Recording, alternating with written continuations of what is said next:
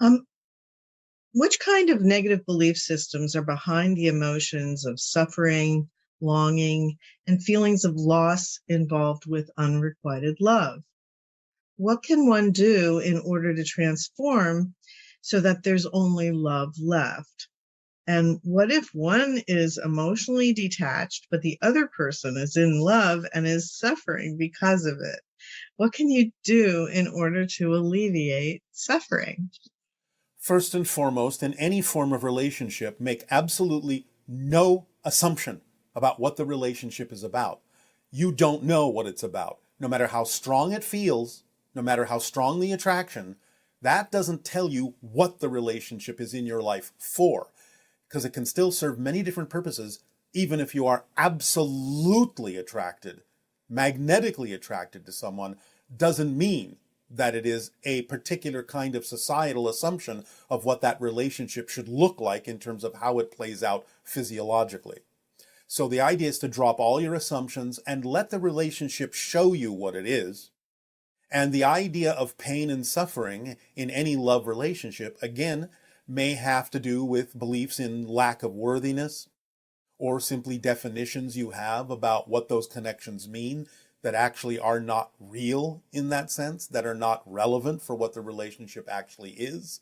So we would simply always encourage you to really clarify what definitions you have about what you think any relationship is supposed to be, because they're all basically for the purpose of reflecting to you what you need to know to be more in love with yourself and all that is, which will then give you more reflections of connection to other people as well in a more positive sense. But all suffering and all pain is generally the result of the resistance to your true self, your natural self, and the imposition of belief systems and definitions that are out of alignment with who you truly are. Okay. How can I remain as my true, unconditional, loving self when my egoic self pops up and is very convincing as real? When I'm in a flow state, I can't see how I could forget my ego, and yet it comes and goes just like everything else somehow. What you're referring to is the negative ego. You will never lose the ego as long as you're physical, because the ego is the physical personality that allows you to have a physical experience. So it's not about losing the ego. It's about defining yourself as in alignment with it and letting it do its job, which is just to focus you on having an experience in physical reality terms. But the idea of making it in control, having it be a controlling factor, like you have to know what's going to happen, you have to know what kind of outcome is going to happen for you to feel like you're in control, and so on and so forth, is not the focus that it was designed to have. Its only focus as a typical natural ego structure, a physical personality structure, is to give you an experience of physical reality. So the idea is to go with your flow, knowing that the ego, being allowed to do the job it was designed to do, will simply give you the opportunity to experience what's happening, but the ego is not designed to know what's going to happen. That's the purview, shall we say, of the higher mind. So interesting. I act on my passions every moment I can, but lately I've noticed that I have expectations. How can I help myself to not have expectations? And what negative beliefs would I be holding on to by having expectations? Expectations may be too general of a term because you can always expect something is going to happen. There's always a consequence to an action or a choice. What we are refining that definition to be is not having insistences or assumptions, not just general expectations. The idea of insistence means, again, you do not trust the way your life unfolds and what it brings you as being the thing you actually need, and think from the negative ego that you know best what the outcome should actually look like, when in fact it may not need to look like that at all for you to be truly served. So it's about dropping the assumptions as to what's supposed to happen, insistences on what you think should happen, and simply expect that what needs to happen will happen, and then how you respond to it will be exactly the measure of how much you have let go of any insistence on the outcome. So, how will I know if I'm actually following my excitement or I'm just avoiding fears? Well, again, you have to be honest in your self-examination. If it comes right down to it, pretty much everyone knows the difference between excitement and anxiety. You simply have to be honest about why you would be afraid of something, why you might be anxious about something, by letting yourself feel that feeling and not dismissing it, not disguising it, not dampening it. If you are anxious, let yourself feel it so that it's clear that you're coming from a fear-based belief. And then you have something to work with. So honesty and willingness to experience the emotions as they come up and own them, because if you don't own them, you can't change them. Acknowledge them for what they are clearly, without fear, and then you will be able to examine and discern the difference between true excitement and anxiety very easily. You just have to be honest within yourself about what it is you're experiencing and examine whether or not you are running from something or running to something. Couldn't like your negative ego delude you into thinking that what is actually your passion is not and make you think you're running from fear? Based on whether you're more like a self-critical person that would lean towards finding fault with yourself, with the way that you're following your passion. You don't understand what I'm saying? Yes, but again, the idea is that's relatively temporary if you are open and willing to have an honest discussion with yourself about what it is you're actually experiencing. Always take a moment to stop. You don't have to rush headlong forward in anything. You can take a moment and examine your choices to find out whether that choice is based on a positive or a negative belief. Take that time. That's what that time is for. You don't have to rush ahead. So you will have the discernment if you understand that you're always willing to be open and honest with yourself and take the time to examine why you are choosing what you're choosing. That's the key. Why am I choosing this? How can I find out my belief system behind a situation? I understand honesty is very important, and I'm completely honest and willing to explore myself. But I always go into some loop when finding answers, and I don't know how to break the loop. How can I break that loop of trying to find out what is my hidden belief system? Explore the loop itself. In other words, the loop itself is obviously a fear-based belief system perpetuating itself and preventing you from moving forward. Therefore, you must be getting something out of it. The belief system within you must, in a sense, be convincing you that you're getting something out of looping. So ask yourself, what am I afraid will happen if I stop looping? What am I getting out of looping? It's obviously a procrastination mechanism. So, again, it still takes honest self-examination, but the subject of the examination is the concept of the loop itself. It doesn't happen automatically. You have been convinced by some fear-based belief system that you should loop. It's not out of your control. It may feel like it, but it's not. It's a choice you're making to continue looping because you're afraid that if you stop looping, something worse will happen.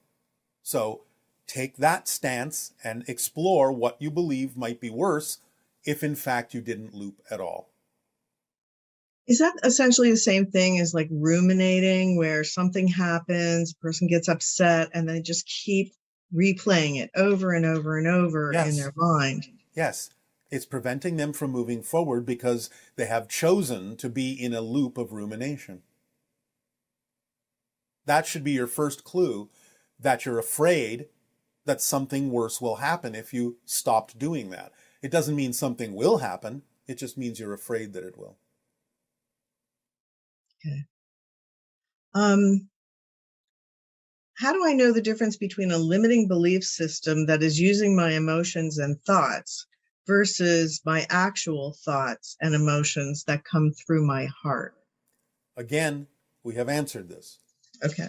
You have simple, self-honest examination, and when you are willing to be open to that and truly clear and transparent within yourself, it's very easy to tell the difference between why you choose to do something and whether that is from fear and anxiety or from true excitement.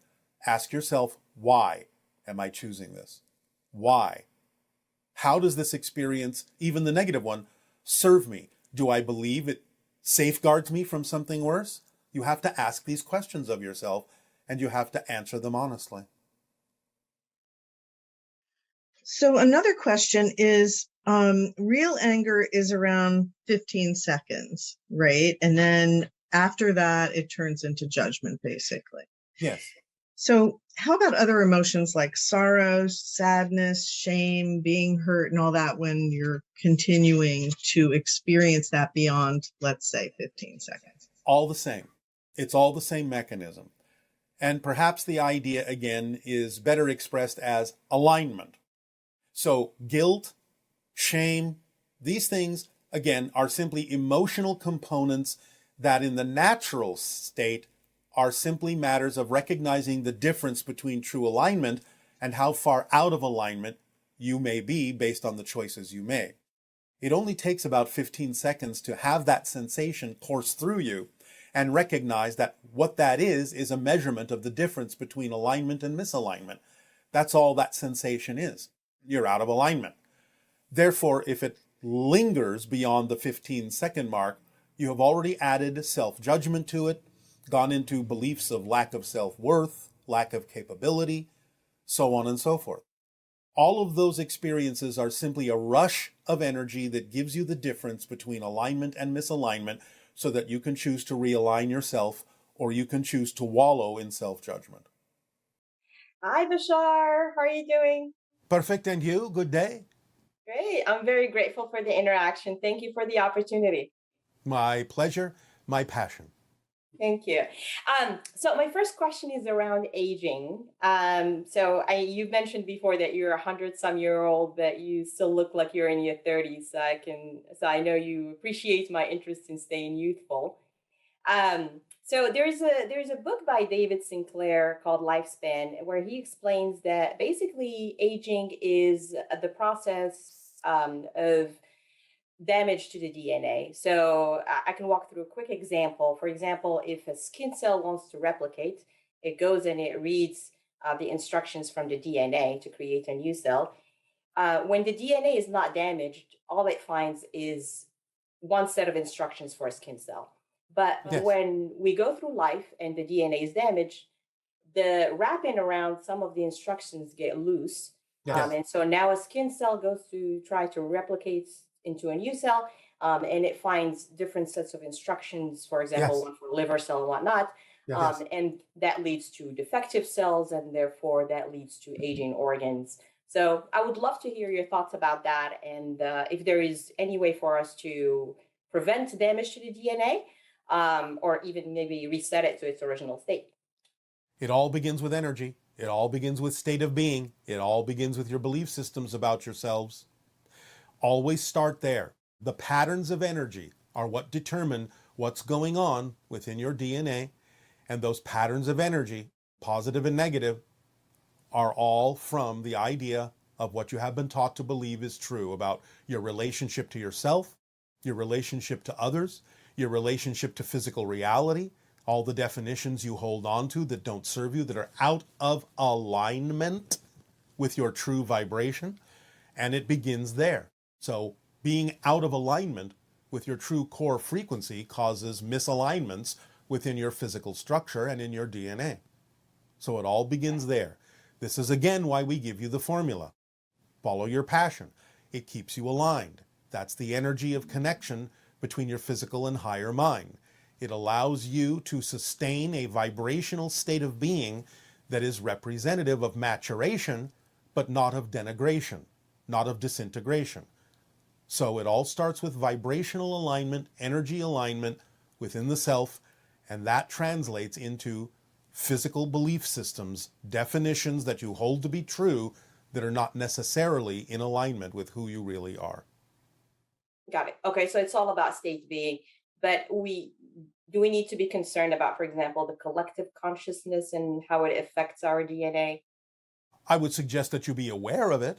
You don't have to be concerned by it, but the more awareness you have of what you are making agreements to align with will certainly help guide you in what alignments and agreements you can let go of and which ones are actually beneficial for you. Okay, got it. So if we actually kind of, I guess control might not be the right word, but if we control our state of being, then it kind of overrides whatever collective consciousness is doing to our DNA. Yes, unless you have chosen, and this could be unconsciously, to use the challenge in a particular way for yourself, then generally speaking, yes. As long as you allow yourself, not control, but allow yourself Allow. Got it. to align with your true core vibration, then yes, you can maintain a relatively youthful experience. Again, you can mature without the idea of denigrating yourself through the process you refer to as aging. However, again, some of this will still be a leftover residual experience from your connections to the collective consciousness and what you believe is possible or probable for you to experience. Now, this does not erase the idea that some people have chosen to experience the idea of aging and the denigration for their own purposes. So you may not necessarily eliminate all of it if people are using that experience to their benefit on a soul level in some way, shape, or form. So don't necessarily assume that it will all go away right away. But you can maintain a more youthful state and an energetic state by following the formula and staying in the present and being true to yourself and aligning harmoniously with your true core frequency. Got it. Okay, thank you. And so as far as following the formula, I follow my excitement. So I do change a lot. And so I feel like that is part of following my excitement. Sometimes I do wonder whether this constant change is following my excitement versus, maybe avoidance of sun. Yeah. How do Well, as long as you constantly wonder that, and as long as you constantly check in with yourself, as long as you are honest with your self-investigation, because I know that if you really think about it, you can tell the difference between excitement and anxiety, if you're honest. Yep. So as long as you keep checking, then you will navigate yourself properly. Remember that the people that simply proceed to explore the idea of negativity never actually stop and question whether or not they are going in the correct direction for themselves. So the idea is that your willingness to check in and make sure that you are staying on the path that is true for you will usually mean that you will stay on the path that is true for you. But you will face challenges in doing so, and facing those challenges is part of the point of experiencing your path. So that's okay. Okay. As long as you are aware that it could be from avoidance, then you will constantly investigate yourself and you will remain in the center overall. Got it. Okay. So as long as I'm being creative and I'm finding solutions to those challenges and they're not feeling like a struggle, I guess they're there to serve me in some way. You don't have to guess. They are. They are. Yep. Does that help? Yeah, absolutely. I have another question, if it's okay. So got it. I had a recurring dream as a child, which is basically I used to go to the grocery store in the neighborhood, and I would come back, find our building is completely gone, start crying. This man dressed in white comes and kind of leads me to a pink temple with a long stairway to the sky and the clouds. Was that kind of is there a meaning to that dream, or is that it's a gentle reminder that physical reality is not your home, but you have a home somewhere else in spirit? I see. So that's more the pink temple is more the spirit world. Yes. Okay. All right. Thank you very much. Appreciate it. Thank you for all your passion and our pleasure. Good day.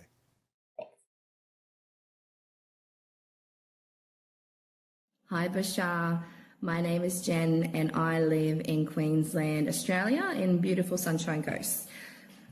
I have just discovered your transmissions around Christmas time, December period, and they have helped me a lot. So thank you very much for everything that you have brought through for us here and now. During one of the shows that I was watching where you were bringing through a transmission, I was that to the point where there was question and answers, and one of the ladies answered what I felt was a very intense, energetic question. And all of a sudden, before you were about to answer, my power in my house went completely off, just for no reason. My question around this is, was that a pure coincidence, or was there something else happening? And if there was something else happening, is there any connection to me?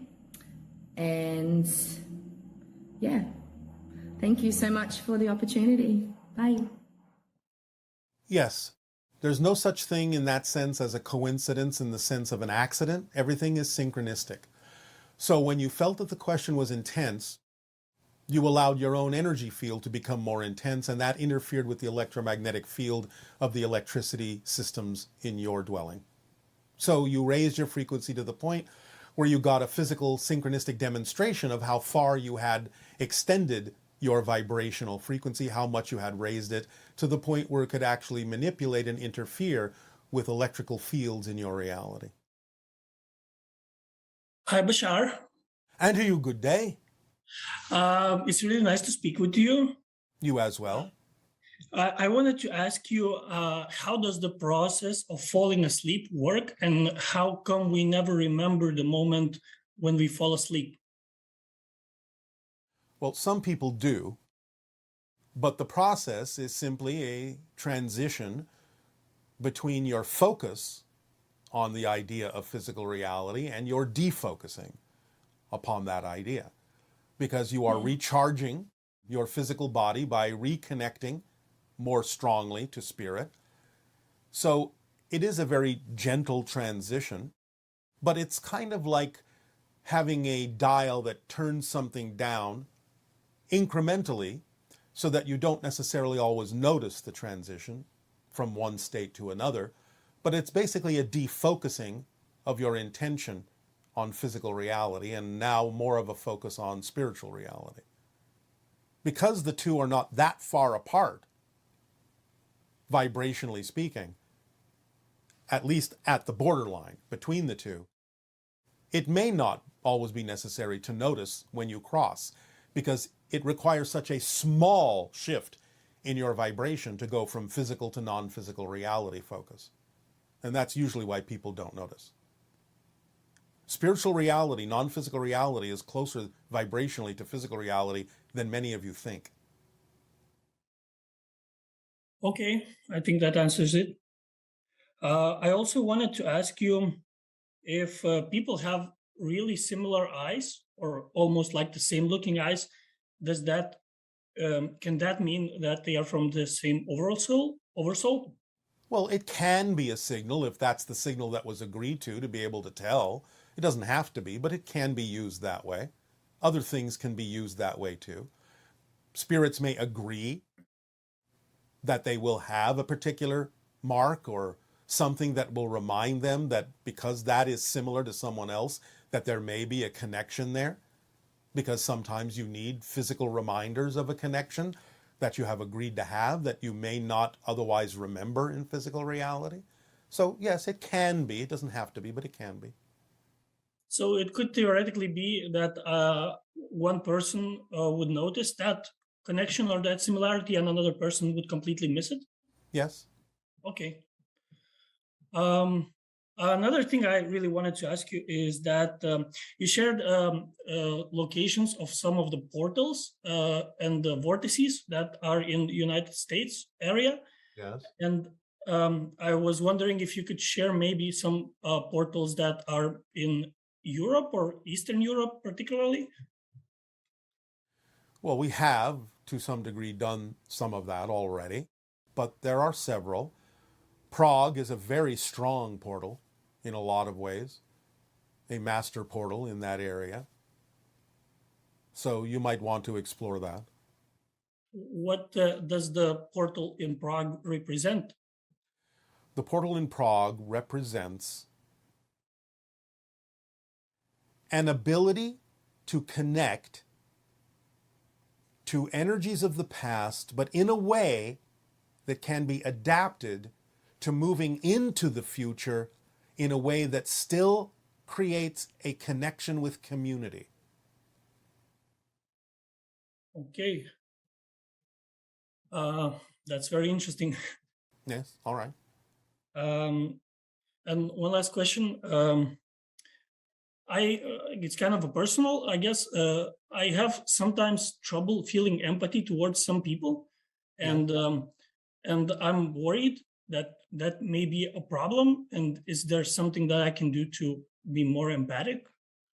Well, you say towards some people. Does that mean there are specific reasons why you don't feel empathy towards certain people because of what they do? Or why do you not feel empathy toward those people? Or were you just being general? It just feels like sometimes I'm able to be empathetic to those same people, and sometimes I'm completely just switches off. Because of something that they're saying or doing, or just for no reason apparently at all? Well, it may be that related to my thoughts about them, probably, but All right. And what are the thoughts that allow you to experience a shutdown of your empathy? You do understand. Do you understand that you can have empathy without agreement? what does You don't that have to mean? agree with someone or think of them a certain way to still have empathy. Okay, Do you understand that?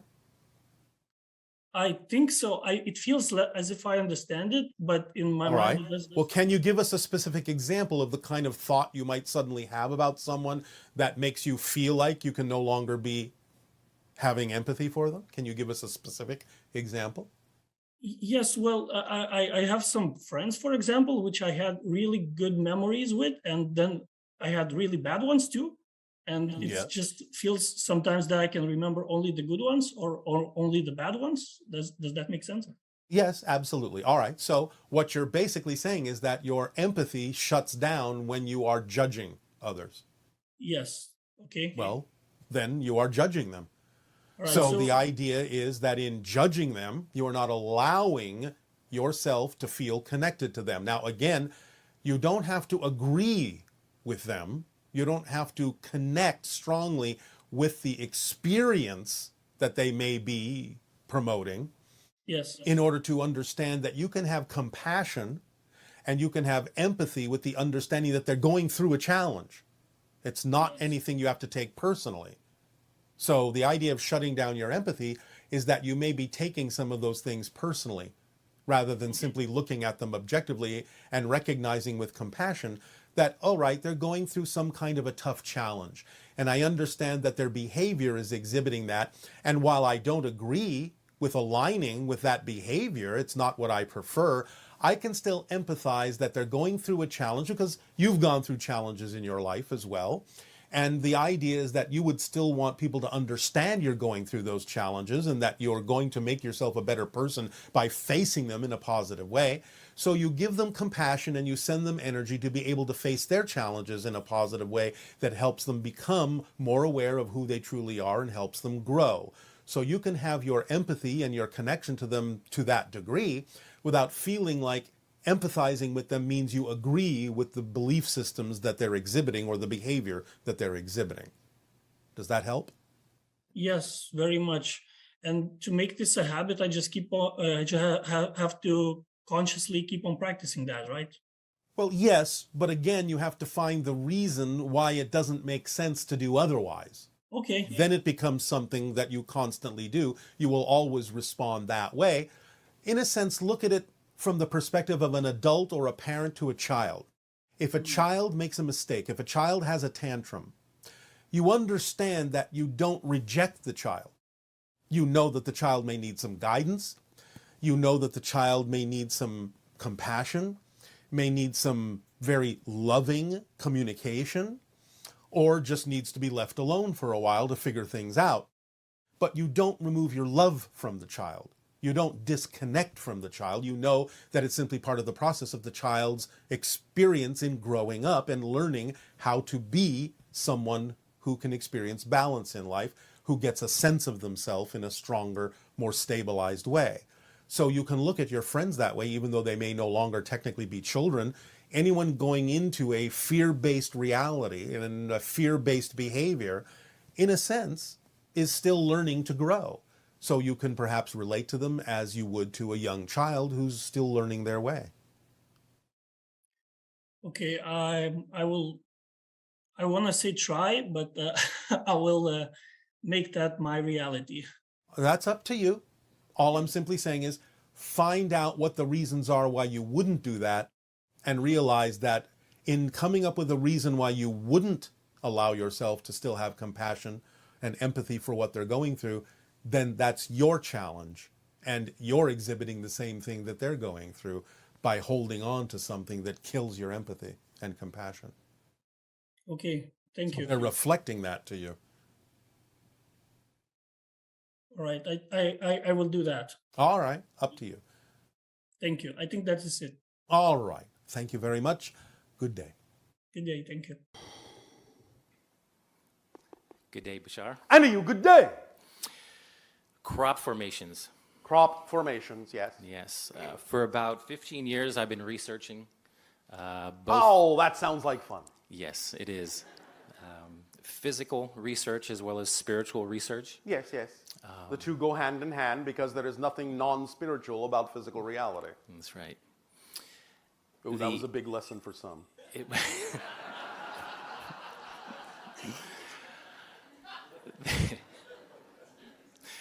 the energy I have consciously chosen to study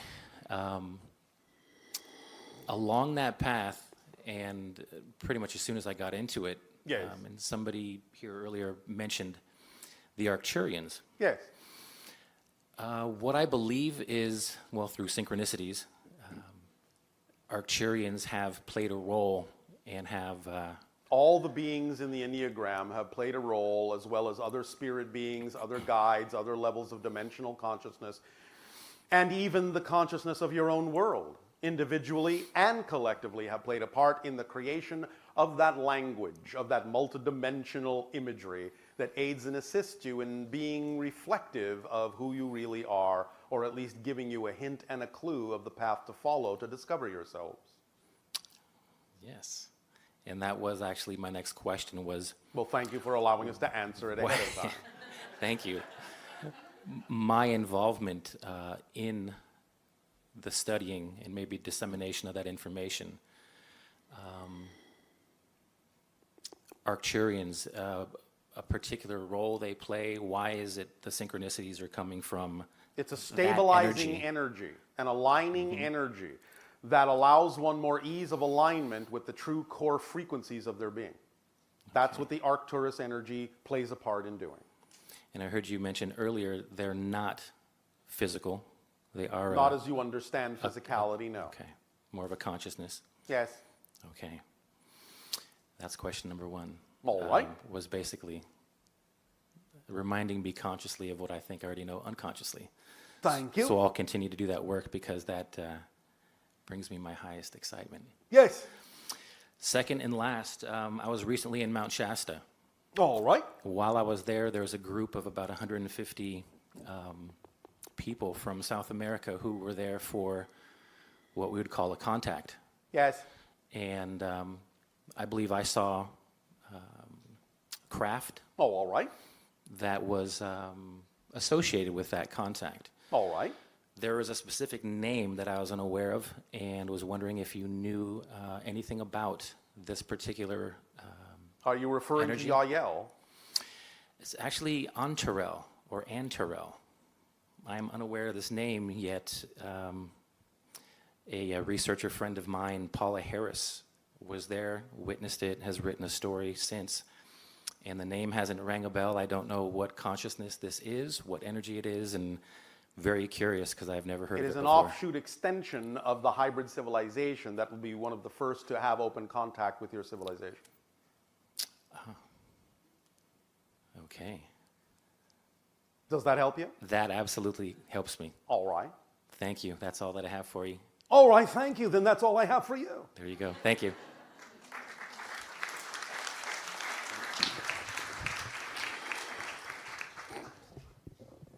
Good day, Bashar. And to you, good day. First of all, let me thank you for all your teachings, and I just want to tell you that I appreciate you so All much. right, well, we thank you for the co-creation.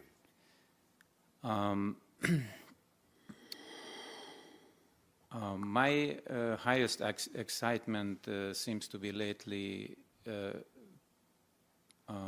regarding psychedelics, All right. plant Yes, teachers. Yes. And I am curious about the big picture on ayahuasca and DMT and, Yes. and the difference thereof. Well, they are guides and specific frequencies to allow you to experience altered states that give you an understanding of what kind of vibrational states you can come from in life, what kind of vibrational states you can recreate within yourself without necessarily requiring the teacher of the plant all the time. They are opportunities to be able to hone your senses, to be more able to perceive things that were heretofore invisible, that are all around you all the time, to allow your senses to peer into other dimensions and begin to break down the veils and the barriers between what you consider to be physical reality and other levels of dimensional reality. That's what they're there to do, to remind you of your connection to source, your connection to spirit, to allow you to function more holistically as a human being, as a part of nature, an expression of nature on the earth, and to allow you to perceive that you are connected to much more than you may think. But once they teach you this, the idea is also that you don't really need them any longer and that you can recreate those states within yourself anytime you so desire. Awesome. Yes. Oh, well put. Any Way to sum up. any danger I should be aware of while using The this? only idea you might consider to be dangerous, which isn't really, is that you have to be prepared to face whatever it is they are going to show you about yourself and any fears you may be harboring. But it's not really dangerous. It might just feel like a wild ride. Mm-hmm. Well, one of my fears is that I may be given false information and... By the plant? Yes. You can't be given false information by the plant. What you can do, however, is that if you're holding on to certain belief systems that cause the information to be filtered in a way that's misaligned with what really would resonate with you, then you can certainly have that experience. But always look to yourself to see that you're the one that's going to be coloring that information. The information from the plant cannot be false. Great. Does that help? Yes. Always bring it back to yourself. Always take responsibility for what it is you are perceiving. It doesn't matter if someone else actually even has an intention to deceive you or falsify anything. Always take responsibility for your part in the co-creation, and you will always be able to unerringly guide yourself back to a center point, no matter what kind of information you are being fed. Yes? Yes. You can see through any illusion, the more transparent to yourself you become. You can Yes. see through any illusion, the more transparent to yourself you become. This is why the greatest sages, the greatest masters, and the greatest teachers, and the greatest literature on your planet has for centuries boiled down the ultimate answer, the ultimate idea to a simple 2 words. Know thyself. Yes. And then you will understand any reflections you may encounter, because you will understand it is all reflections. And if something is out of alignment, look to yourself first. Yes? Yes, and that is my intention to... All right. Then if it is your intention, allow it to flow out through your actual actions. Remember, true knowing is synonymous with behavior. The things you know are true, you just do. If I ask you to walk across a room, you don't sit there and go, well, I think I can. Well, wait, I believe I can walk across the room. No, you just walk. The things you know are true, you just do. Action and knowing are synonymous. So if your behavior doesn't exhibit it, that means you don't quite know it yet. So keep digging. Yes. So part of my interest with these plant medicines is Yes. that I wish to help my sister to come out of the downward spiral that she's been in for 25 years. All right, but again, you heard us talk to someone else about doing your best to be an example of what she may choose, but you have to allow her to choose her path, even if it's negative. She may not be ready to take you up on a different course of action. If she is, she will. But the only way she will is if you simply provide the opportunity by being the best example you can be of someone who, if they choose that path, reflects the joy that she may in her heart wish to have, but again, may be too afraid to jump on, maybe too afraid to act on. So if you can allow yourself to impart information that you have learned from the plants in a way that will allow her to not be afraid to get in touch with her own deep-seated fear-based beliefs and allow her to let them go, then she may walk that path side by side. But if she chooses not to, there is not much you can do to change her mind. Do remember, however, there is never any reason in any way, shape, or form to despair. You are all eternal, infinite, indestructible beings. If it doesn't happen now, it'll happen sometime. Because you have all of infinity to explore who you are. And by your own definition, infinity never ends. Yes? That's very reassuring.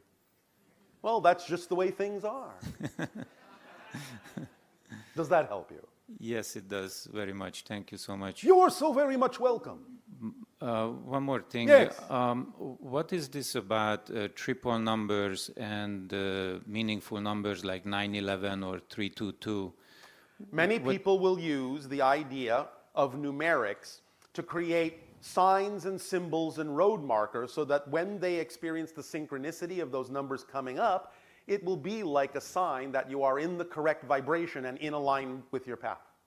Even like 911 is usually has negative connotations. Well, you've given it one, but you can also recognize it has a positive one. Think of the idea of the phoenix rising from the ashes, yes? I did not know that was related to 9/11. I am saying it is related to the incident that you are relating 9/11 to. Oh, okay. So the idea is you can recognize, again, as we said earlier, that something can be generated from a fear-based belief. Something can be created. A situation can absolutely be manifested from a negative point of view. That doesn't mean that you have to use those symbols in a negative way yourself just because other people may relate to it that way. Yes? Yes. All right. So give yourself an opportunity to recognize 11 is a power number, a gateway to higher dimensions of higher consciousness, and 9 is the number of the completion of a cycle. So if you're completing an old cycle that activity, that incident represents, then you can take that as the beginning of a new cycle that begins with 11, which means you're going up a level, you're going up a dimension, you're going up a notch, and you're going up in vibration, so that if you change the way you go about doing things and relating to other people on your planet, then such things will never have to happen again in the negative context that they happened before. Wow.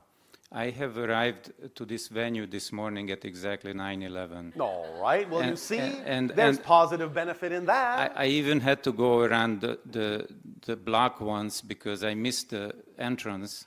You missed nothing. No, I mean, when I came the second time, it was exactly 9/11. Yes. So the idea of those numerical symbols can, in their most fundamental sense, simply represent perfect timing. Yes? Yes. All right. Does this help? Thank you very much. Thank you. It helps a lot.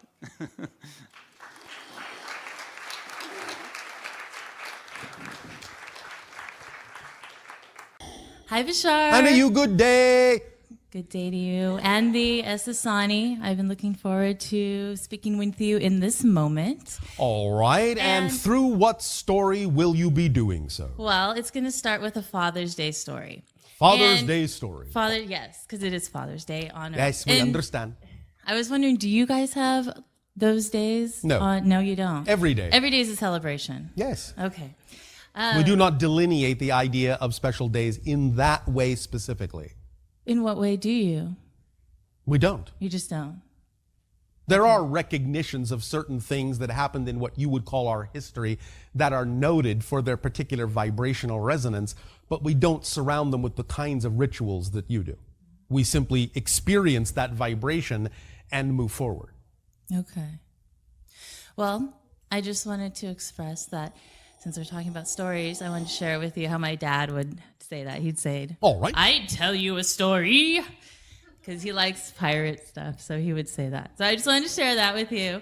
And my story actually starts a bit with my dad. Yes. We just saw the movie Thor. Oh, all right. And it was, I didn't really want to see it at first, but he's like, no, you really will love seeing this movie. You got to see it. And did you? I did. And I was exhilarated. And, if you Why? guys, because I saw these different beings Yes. in the galaxy, other races, and I felt such a connection to them, and I wish I was there with them acting all out right. the different. Does that mean you're also going to go see the latest movie entertainment that also deals with other beings in the galaxy? There's one that I do plan to go see. It's the Is it the color green? Green Lantern, All yes. right. And I did have a question about that. Yes. There's been talk that, as open contact becomes more open, Yes. that society will start showing more of what other races look like. Is that right? Not right, but Do you mean, will your depictions in your science fiction stories become more accurately representative of Yes. some of the races that exist? yes. Yes. Okay. And does that movie reflect that? Some. Okay. Now, again, remember, anything you can imagine is real because you cannot Right. imagine non-existence.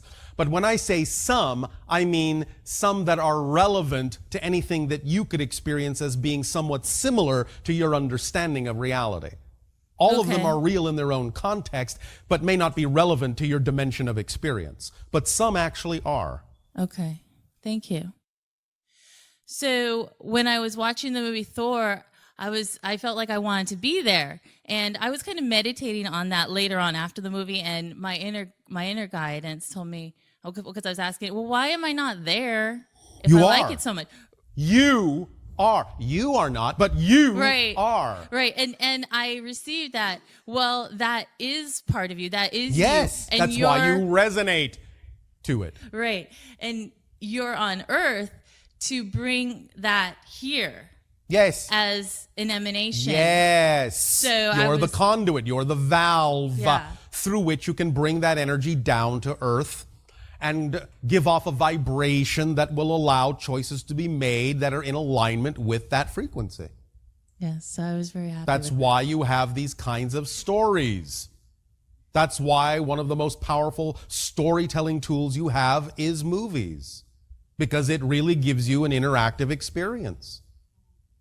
And what you Right. call theme parks. It gives you an interactive experience of story. And thus it sinks in because you're actually viscerally there in the vibration and together, unified in many ways. I feel that a lot. And Yes. the next Now, part of we the wish story, to also point out a very interesting Yes. polarity happening at this time with respect to these kinds of stories that involve what you call extraterrestrial beings. Because in this moment right now, you actually have presented at the same time a completely polarized idea of this notion in your entertainment. You have the idea we have just discussed of a story that involves the idea of what you would call an interstellar peacekeeping corps of extraterrestrials. And at the same time, you are also premiering the Transformers movie. that and also another one called Cowboy. Falling Skies, where your world is dominated by extraterrestrials on your television I did see sets. So you have presented the polarity for yourself so that you can explore and play with the idea of both sides simultaneously. You're bringing these creations closer and closer and closer to the center point so that you can really experience the balance of the dark and the light, the balance of the negative and the positive, and really decide what you prefer by exploring these stories so close to each other, on top of each other even. Good timing. Yeah. Thank you for expanding on that.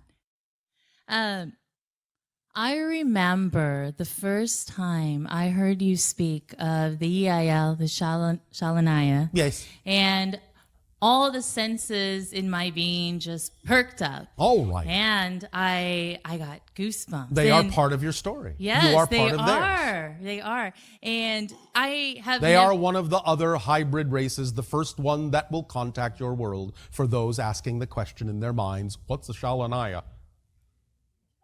And I got goosebumps, and I never get goosebumps that I remember except for when I'm cold. And so I thought, I always heard people talk about getting goosebumps, but I've never got them. And then so when I got them, I was like, well, whoa. now I can't say that anymore. I know, right? I can't say that anymore. And I was like, wow, that is true. And as I listened to it, yes. the goosebumps they were like waves. They just continued to like electrify me. Yes. And do you understand fundamentally what that effect is you call goosebumps? I don't, no. The idea is that they will be constrictions around the hair follicles that will allow the hair follicles to rise up and become more receptive antennas to that energy. Oh, wow. That's neat. Yes. Thank you for expanding on that. And so as I continue to listen to that, I just closed my eyes and I got a sense as if I was there with them. Even now, like I feel like I can tap into them. Yes, and there's been certain occurrences and instances, one is being all of the month of May, I saw these clouds over Mount Baldy, that's close to where I live, that I've never seen like that ever before. They look like the ones on Mount Shasta. Yes. You know, and they were over Mount Baldy, the range, Yes. and the whole month of May. I haven't seen them June, but I just thought, wow, that is so amazing. I felt like that was their presence showing themselves. Well, in a here. sense, it is more the idea of your collective consciousness creating symbolic representations of what you are becoming more and more aware of, and in a sense, preparing yourselves for something more solid. You're using your own weather, you're using your own clouds to create shapes to represent what you will actually ultimately see in physical form. Okay. You're preparing yourselves And I for felt, contact with those forms. They're like placeholders. And because you are changing your weather. right. I was wondering if you could tell a bit of a story of maybe some of the things you know that the Shalanaya or the IL would like for us to know at this time where we're at on Earth, and how we can be more open to All them. right. And how Water is very important.